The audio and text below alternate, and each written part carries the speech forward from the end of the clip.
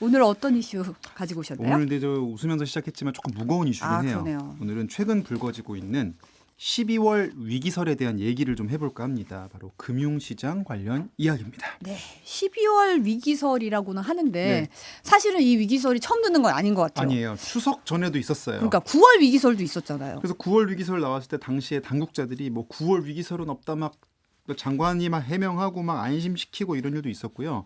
지금 재미있는 건 12월 위기설이 지난 뒤에는 3월 위기설도 있고요. 그리고 총선 위기설, 그리고 내년 6월 위기설. 계속 지금 주기적으로 위기설들이 불거지고 있거든요. 네.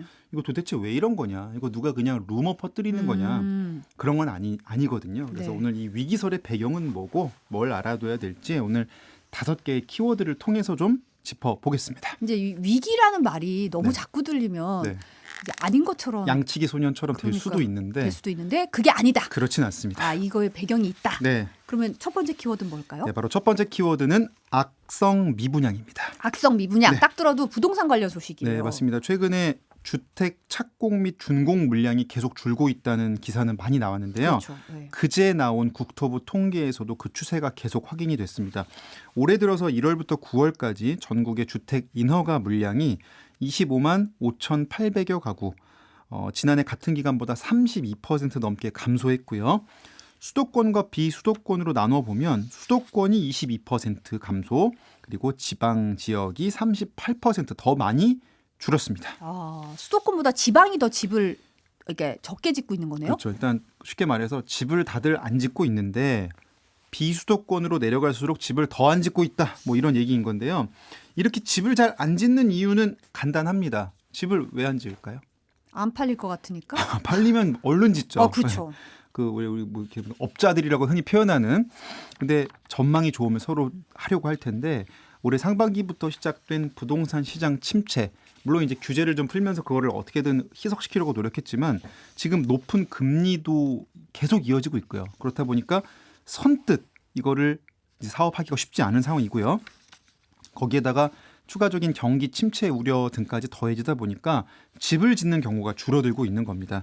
그나마 아파트 인허가 같은 경우에는 29% 정도 줄었는데요.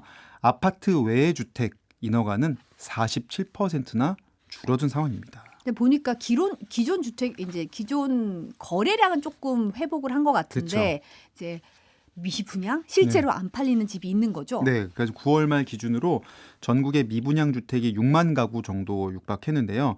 그 직전 달보다는 3% 정도 줄긴 했습니다. 이게 연초에 부동산 규제를 좀 풀었거든요. 네. 그렇다 보니까 이제 상대적으로 좀 낮아졌는데, 근데 좀 눈여겨볼 점은 이 미분양 중에서도 좀 구분해서 봐야 되는데, 미분양도 이제 그냥 미분양이 있고요.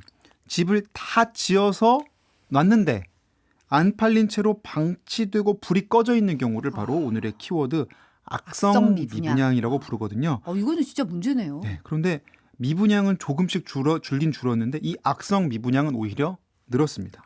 그러니까 안 되는 데는 계속 안 되는 거예요. 그러네요. 악성으로. 그래서 거의 악성 미분양 1만 세대에 육박하고 있는데요.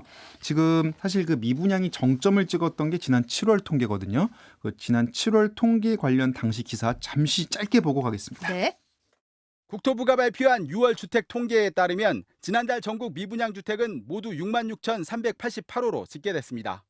전달보다 3.6%, 약 2,400호 줄어든 수치입니다.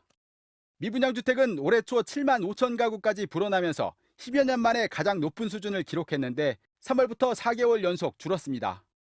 수도권 미분양은 약 1만 600호로 전달보다 2.2% 감소했고 지방 미분양은 5만 6천 호로 3.9% 줄었습니다. 이 같은 미분양 감소는 최근 분양 물량 자체가 줄어든 것과도 관련이 있는 것으로 분석됩니다. 올해 6월까지 누적 공동주택 분양은 작년 같은 기간보다 43% 줄어든 6만 6천 호에 그쳤습니다. 다만 공사가 끝난 뒤에도 분양되지 못해 악성 미분양으로 분류되는 준공 후 비분양은 전달보다 5.7% 증가한 9,400호로 집계됐습니다. 이는 2021년 4월 이후 2년 3개월 만에 가장 많은 수준입니다. 이혜진 님이 계속 위기지요. 그렇습니다. 하셨고 예. 임금님의 캐니님이 그냥 썰이길 바랍니다. 네. 하셨고 오라비님이 위기는 날마다라고 하셨고 이제 김밥님도 지금도 위기임 하셨는데 이게 보면은 미분양이 7월에 정점을 찍었네요. 그렇죠. 근데 사실은 아까 방금 본 리포트가 이제 7월 리포트인데 거기에서도 악성 미분양도 많이 늘었습니다. 이렇게 얘기를 했잖아요. 네. 근데 이제 미분양은 9월에 조금 줄었는데 지금 아까 그 말했던 그 악성 미분양은 9월에서도 더 높게 나온 겁니다.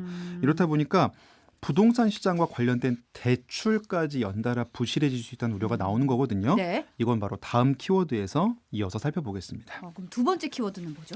바로 두 번째 키워드는 PF가 되겠습니다. PF 이거 부동산 관련 대출을 의미하는 영문 약자잖아요. 맞습니다. 보통 아파트나 건물처럼 대규모 부동산 프로젝트의 경우에는 돈이 엄청 많이 들어가다 보니까 현금만으로는 지을 수가 없습니다. 그래서 보통은 대규모로 돈을 빌려서 짓게 됩니다. 네. 그렇죠. 사실 우리도 집 살 때 자기 네. 돈 다 가지고 집 살 그렇죠. 사람 없고 여기서도 큰 사업하려면 그만큼 뭐 조 단위의 돈이 들어가는데 돈을 빌려야겠죠. 막 수천 세대 아파트 단지 같은 경우는 막 몇 조가 들어가기도 하잖아요.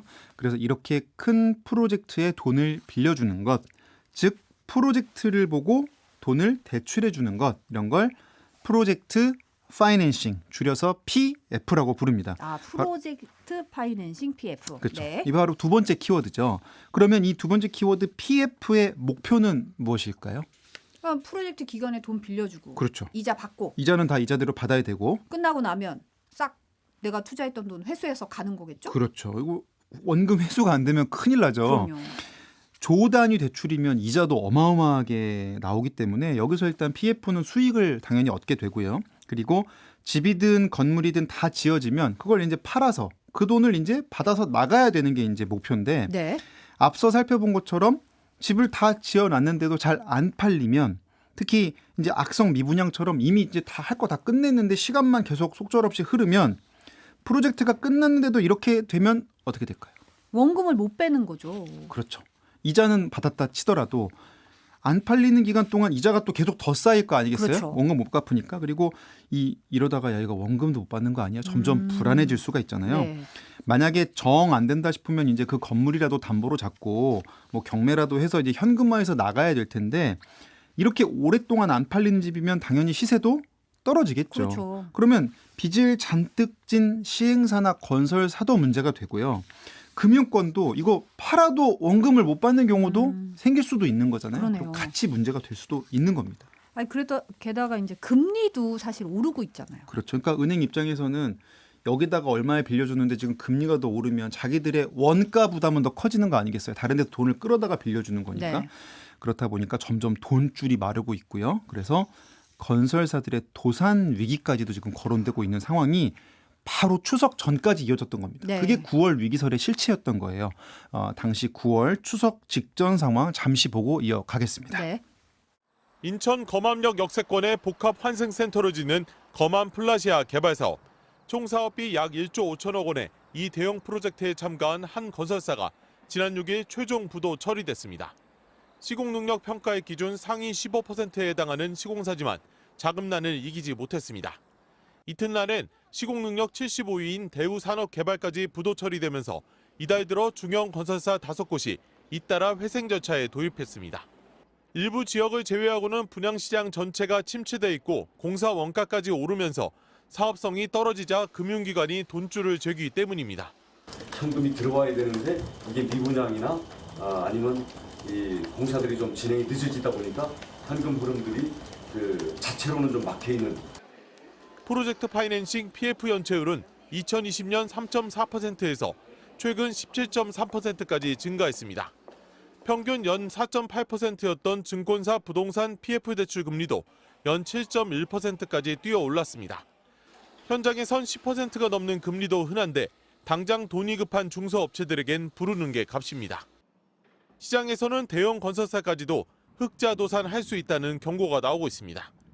최근 시공능력 10위권의 한 대형 건설사가 2분기 800억 원 가까운 영업이익을 올리고도 자금 조달에 어려움을 겪었다는 이야기가 전해지기도 했습니다. 좀 흉흉하네요. 네. 흑자도산이라는 게. 네. 근데 조금 전 본 리포트가 사실은 이제 9월 기사거든요. 네, 추석 직전이죠. 네, 연체율이 정말 많이 올라갔네요. 네, 그런데 이제 방금 보신 리포트 중에 막 이제 나오다가 증권사 PF 대출의 경우에도 뭐 금리가 얼마였는데 막 이렇게 나오는 게 있죠. 아, 지금 성대모사 하는 네. 거예요? 그러니까 은행의 PF가 아니고 네네. 증권사의 PF. 이건 도대체 또 뭐냐? 아, 은행도 있는데 증권사의 예. PF 이건 뭐냐? 이거를 좀 더 들어가 볼 필요가 있는데요. 네. 이건 바로 다음 키워드에서 살펴보겠습니다. 네, 세 번째 키워드는요. 세 번째 키워드는 브릿지론입니다. 브릿지론. 네. 이제 브릿지는 다리잖아요, 다리. 정확하게 그 브릿지가 여기 쓰인 게 맞고요. 아, 그래요? 방금 전 키워드에서 우리가 이제 PF가 뭔지는 살펴봤었는데요. 그런 PF도 종류가 있습니다. 이거는 제가 오늘 아침에 한 라디오 프로그램에서도 해드렸던 비유인데요. 예를 들어서 우리가 1000만 영화가 된 범죄도시의 후속작, 뭐 범죄도시 4나 5를 뭐 찍는다고 해볼게요. 네. 거기에 마동석 씨도 섭외가 됐고 시나리오도 탄탄하게 나왔습니다. 투자하시겠습니까? 투자해야죠. 이건 들어가야죠. 이건 들어가야죠. 아니 1000만을 연달아 찍는 영화니까. 네. 이렇게 영화 제작 세팅이 완전히 끝난 상태는 위험도가 낮죠. 아, 그렇죠. 성공 확률이 높으니까. 뭔가 탄탄하게 보이니까. 그런데 만약에 가장 중요한 주인공인 마동석 씨가 지금 섭외가 될지 말지 하고 있고 게다가 영화 시나리오도 아직 안 나왔습니다. 대충 이런 느낌으로 가겠다 정도의 컨셉만 갖고 있어요. 신혼만 딱 나와 있다. 저한테 투자하시겠습니까 이러면? 아, 그럼 좀 고민인데요. 주저하게 되죠. 그렇죠. 그러니까 사실 부동산 프로젝트에 대출해주는 PF도 마찬가지입니다. 그러니까 어느 정도 부동산 개발 사업이 궤도에 오르고 청사진이 이제 나오고 막 기사도 나오고 이러면 대충 수익성이 눈에 보이잖아요. 옆 동네 분양 상황도 눈에 보이고 그렇죠. 그러면 위험도가 낮아집니다. 하지만 일단은 허허벌판에다가 여기 논밭에다가 여기다가 뭐 좀 세워볼까? 이런 단계에서는 야 이게 뭐가 될 줄 알고 이게 팔릴지 어떻게 알아?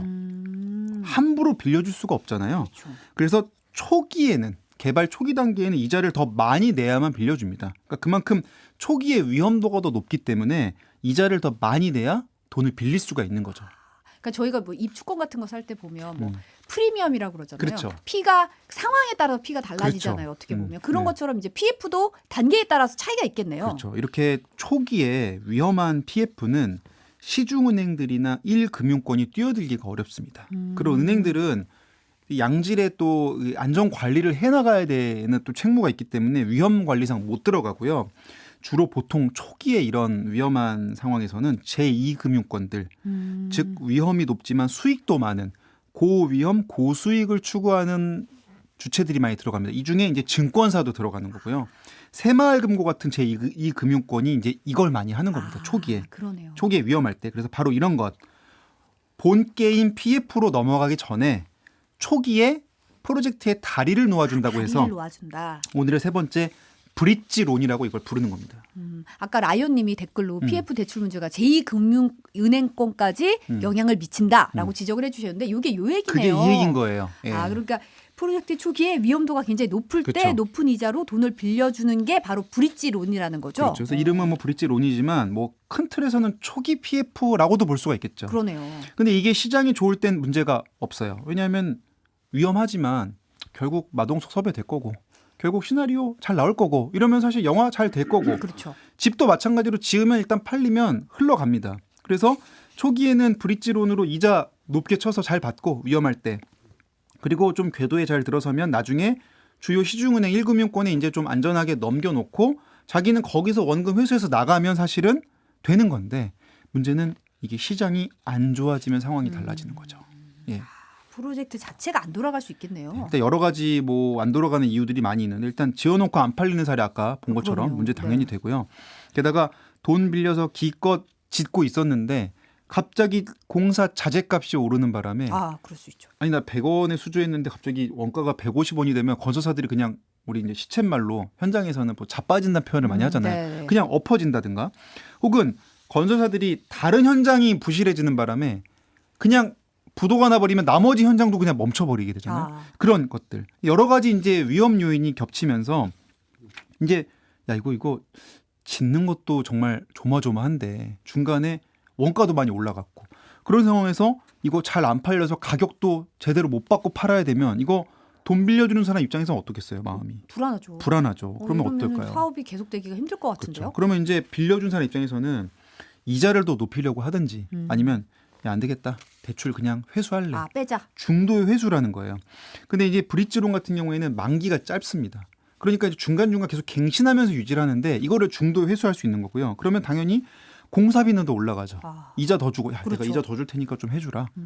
그러면 사업이 점점 이제 더 어려워지는 악순환에 들어가는 건데 실제로 올 상반기부터 부동산 시장이 안 좋아지면서 이런 만기들이 이제 계속 단기적으로 이제 만기가 짧게 오니까 9월에 건설사들 몇 개 아까 넘어갔잖아요. 그렇죠. 그러면서 야, 이거 이제 연달아서 이제 이 론도 터지는 거 아니야? 이래서 이제 9월 위기설이 불거졌던 9월 거예요. 이게 단기로 오니까 그렇죠. 9월 위기설 터지고. 근데 일단 9월은 잘 넘어갔어요. 어쨌든 그렇죠. 뭐. 근데 문제는 지금 금리, 고금리, 고물가가 해결된 건 아니잖아요. 그렇죠. 그냥 그걸 모면했다 뿐이지. 그래서 이런 불안은 계속 있는 거예요.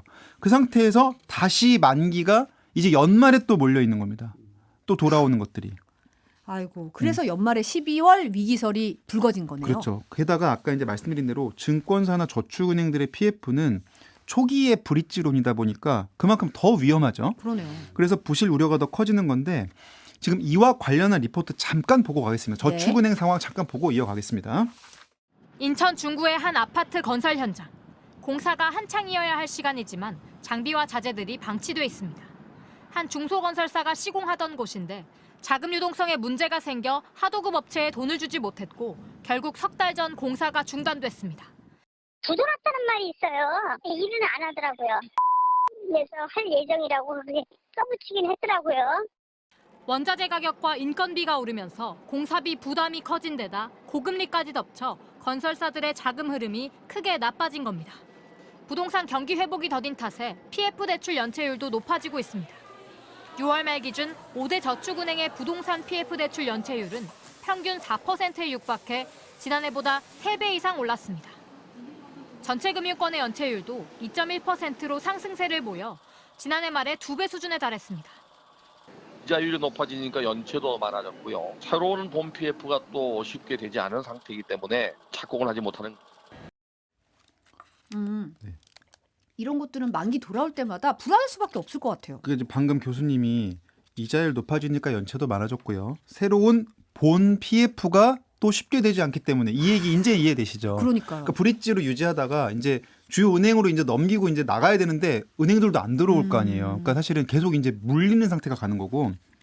근데 이런 브릿지론이 아까 말씀드린 대로 고위험 상품이다 보니까 만기가 3개월 단위, 6개월 단위로 계속 온단 말이에요. 그래서 9월 위기설을 넘겼다고 해도 또 다음 만기가 도래하면 아까 이제 말한 대로 어떻게 될까요? 12월 위기설이 나오는 12월 거죠. 위기설. 그런데 12월 위기설을 또 넘긴다 해도 그다음에 3월 위기설 나오는 거고. 그리고 또 일각에서는 이제 정치권이 선거 전까지는 그래도 위기를 막지 않겠느냐. 어떻게든 무슨 수를 써서든. 그러니까 와도 이건 총선 이후에 올 거다.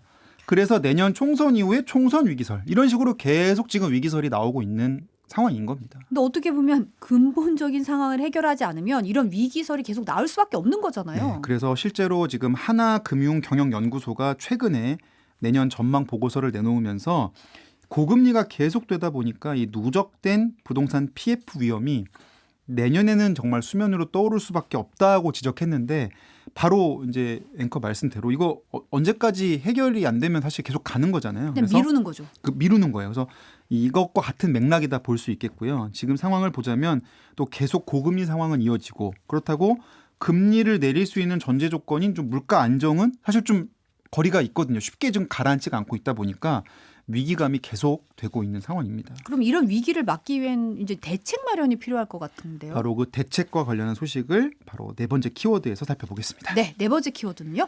네 번째 키워드는 조정위원회입니다. 조정위원회. 네. 이게 그러니까 PF 위기 관련 대책에 나온 일하는 거죠? 네, 지금 방금 우리가 얘기했던 그런 위기론이 계속 거론되다 보니까 바로 어제 네. 국토부가 민관합동 PF 조정위원회를 가동했습니다.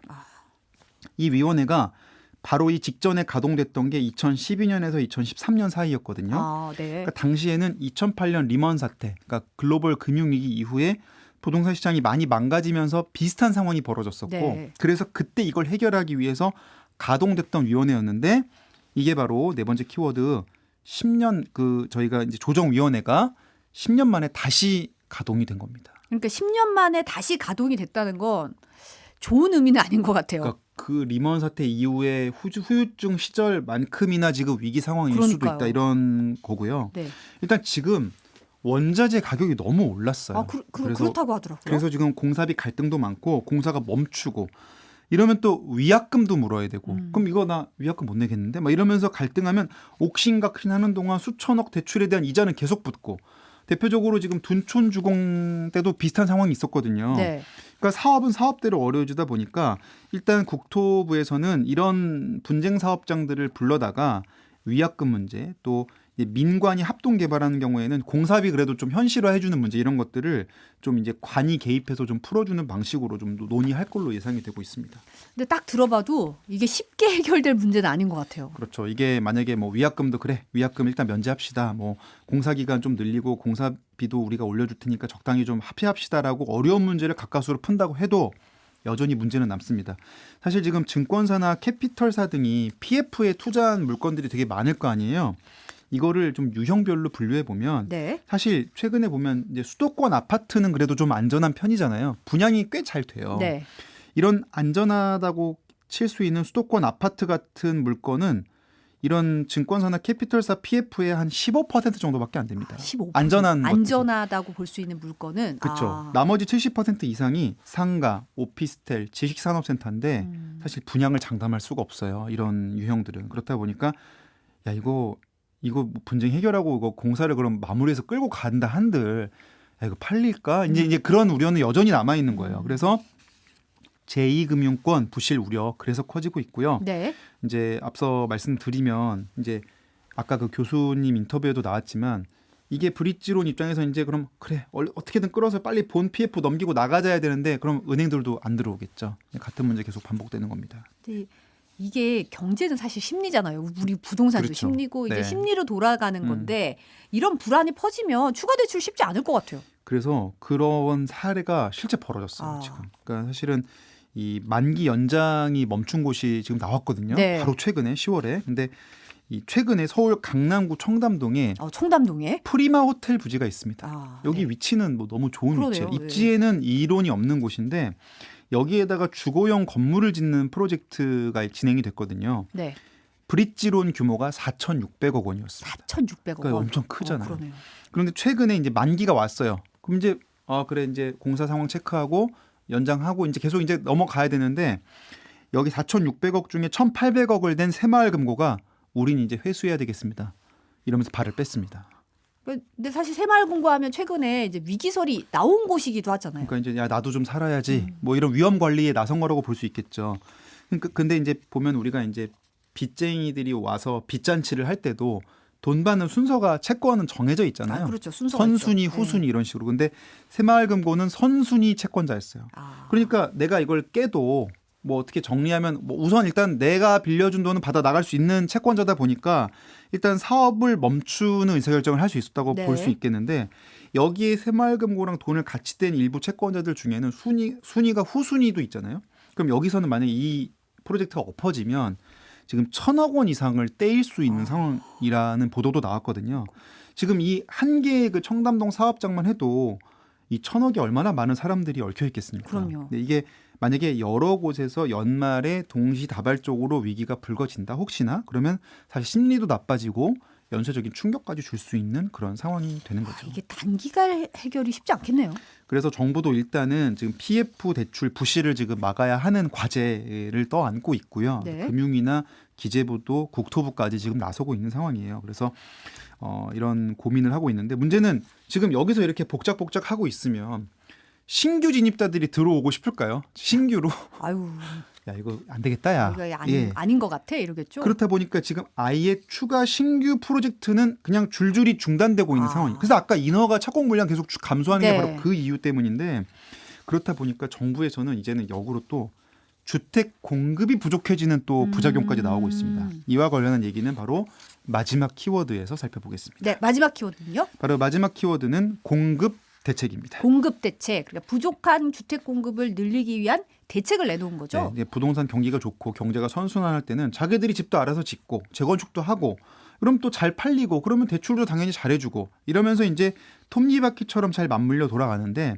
방금 말씀드린 대로 이게 한번 하강기에 접어들면 잘 안 팔리고 그러니까 대출도 안 되고 그러니까 아예 안 짓거나 못 짓고 이러니까 집은 부족하고 그리고 그나마 지은 집은 원자재 가격 오르니까 좀 지금 분양가 지금 경기권 서울 다 10몇 억씩 지금 나오고 있잖아요. 분양가가. 이러니까 비싸니까 또 잘 안 팔리고 이런 일이 반복될 수 있다는 우려가 나온 건데요. 그래서 정부가 공급 확대에 나서기로 한 상황입니다. 정부가 공급 확대 나선다는 거는 정부가 직접 짓는 거는 직접 짓는 건가요? 그렇죠. 그러니까 그 9월 26일 그러니까 추석을 앞두고 정부가 공급 대책을 이제 원희룡 장관이 발표했었는데 네. 말씀하신 내용을 포함해서 다 들어 있습니다. 일단 정부가 직접 짓는 물량도 늘리겠다. 네. 공공주택 그리고 또 민간이 더 잘 짓게 도와주겠다. 이런 도와주겠다. 내용들이 담겼습니다. 근데 이제 민간에서는 PF 문제로 공급이 막힌 상황이잖아요. 이렇다 보니까 정부가 PF 보증을 선언한 그러니까 우리가 야 내가 보증할 테니까 일단 좀 줘라. 이런 안까지 거론하고 있는 건데요. 네. 일단 지난 9월 26일 공급 대책 어떻게 나왔는지 관련 리포트 짧게 보고 이어가겠습니다. 네. 공급 대책의 핵심은 공공주택 공급 확대와 민간 공급 활성화입니다. 부진한 민간 대신 공공이 공급에 나서고 금융지원과 규제 개선으로 민간의 사업 재개를 돕겠다는 겁니다. 우선 공공 부분에서 기존 계획 대비 5만 5천 가구를 추가한 12만 가구를 올해 말까지 공급합니다. 이를 위해 민간 택지를 공공택지로 변경하고 신규 공공택지도 추가로 지정합니다. 선호도 높은 수도권 신도시에서 3만 호 이상의 물량을 추가하고 금년 11월 중 수도권을 중심으로 8만 5천 호 규모의 신규 택지 후보지를 발표하겠습니다. 민간 공급 활성화는 프로젝트 파이낸싱, PF 대출 보증 규모를 올해 계획인 15조 원보다 10조 원 늘리고 전체 사업비의 50%였던 공사비 대출 한도는 70%로 확대해 유동성을 공급하는 게 핵심입니다. 또 이미 낙찰받은 주택 용지를 건설사 간 사고 파는 전매를 1년간 허용하고 각종 주택 인허가 관련 심의를 통합하는 등 절차를 축소해 사업 기간을 줄여주기로 했습니다. 사실은 이제 적절한 주택 공급도 그렇죠. 필요하고 또 위험 관리도 필요하고 이게 상당히 어려운 문제 같아요. 네, 그래서 지금 보면 나온 얘기들이 다 연결이 돼 있는 거죠. 이미 낙찰받은 용지를 사고 팔게 해주겠다. 이거는 능력 안 되면 능력 되는 애한테라도 팔아서 사업을 넘겨서? 성사시켜라. 네. 그리고 사업 기간을 줄이는 거는 이자를 그만큼 덜 내게 하는 거니까 그런 것도 있는 거고.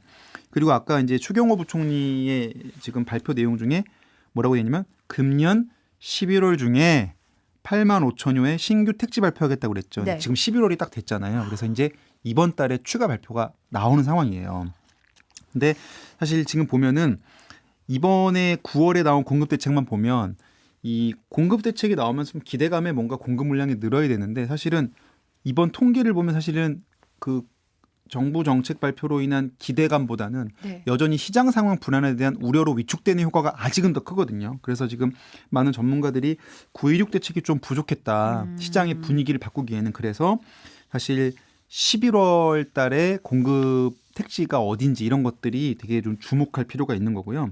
이렇다 보니까 좀 수도권 주요 지역은 또 양극화 때문에 비싼 데엔 잘 팔리지만 또 아닌 데는 아니고 그래서 좀 경책이 좀 굉장히 어려운 상황입니다. 틈새 주인님이 네.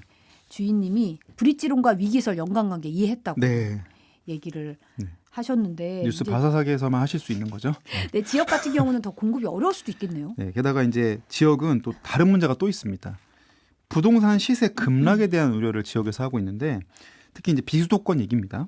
일단 집값이 뚝 떨어진다고 하면 뭐 야, 좋은 거 아니야 생각하실 수도 있어요. 무주택자분들 입장에서는. 근데 이게 아까 말씀드린 대로 만약에 집값이 떨어지면 PF 부실이 가속화될 수가 있고요. 예를 들어 이게 5억에 팔릴 줄 알고 대출해 줬는데 이게 3억에 팔린다 그러면 다 팔아도 원금 회수가 안 되잖아요. 네.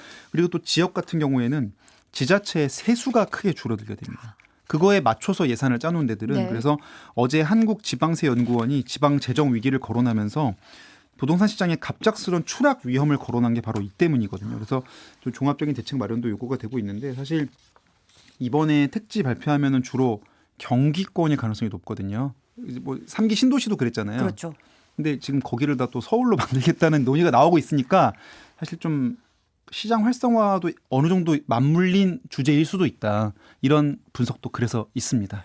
네. 오늘 이슈 키워드 정리로 마무리해보면 네, 5개 좀 키워드 띄워주시면요. 일단은 지금 악성 미분양 올해 들어 지금 꾸준히 늘고 있다. 그러니까 미분양은 줄어도 악성 미분양은 잘 안 줄고 있다는 거고요. 이런 악성 미분양의 뒤에는 대부분 거액의 대출을 끼고 있는 게 그게 바로 PF다. 프로젝트 파이낸싱이다. 네. 프로젝트 파이낸싱 중에서도 초기에는 위험하다. 그래서 브릿지 론이라는 걸 하게 되는데 주로 제2금융권 증권사들이 많이 물려 있다. 근데 여기서 나오기가 쉽지가 않은 않다. 상황이다. 그래서 이거 어떻게든 풀어야 되는 당면 과제가 있다 보니까 네 번째 조정위원회를 어제 10년 만에 처음으로 또 열었다. 10년 만에 컴백했다. 그만큼 지금 상황이 녹록지 않다는 거다는 거고 그런 와중에 이걸 살리려면 결국 민간이 잘 안 살아나기 때문에 결국 정부 주도로라도 지어야 되는데 그 공급 대책이 바로 이번 달에 발표된다. 9월에 나온 거는 조금 약발이 약했다는 분석이 있기 때문에 이번 달에 어디가 나올지 모르겠지만 그 나오는 지역들은 서울 편입이 될 가능성이 높다.